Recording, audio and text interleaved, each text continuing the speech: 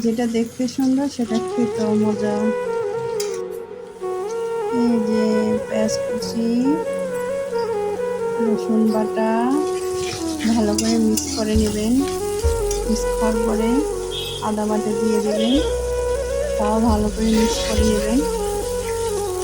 বাটা মশলার স্বাদে অন্যরকম। এখানে জিরা বাটা, গরম মশলা বাটা ভালোভাবে বেটে নিয়েছি।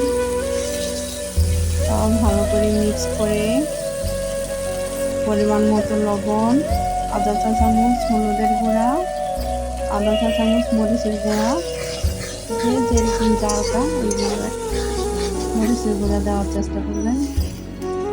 ফুচকা পরে দেওয়ার ভয় আছে, সেজন্য একটু পরিমাণ মতো পানি দিয়ে দিলাম। মশলা ভালো করে কষিয়ে নেবেন। যখন তেল উঠে যাবে মশলার উপরে তখন সব দিয়ে দিবেন। যেমন আমি মাংস, পটল, আলু একসাথে দিয়ে দিয়েছি। ভালোভাবে কষিয়ে নেবেন।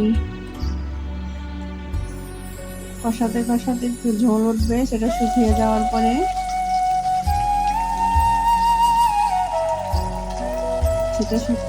পরে পরিমাণ মতো পানি দিয়ে দিবেন। আমার কথায় যদি ভুল হয়ে থাকে আপনারা ক্ষমা দৃষ্টিতে দেখবেন।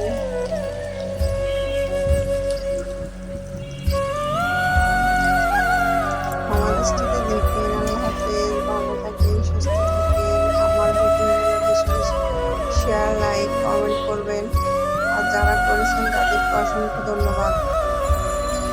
আর যারা করেন নাই তারা একটু শেয়ার, লাইক, কমেন্ট করার চেষ্টা করবেন। আল্লাহ হাফেজ।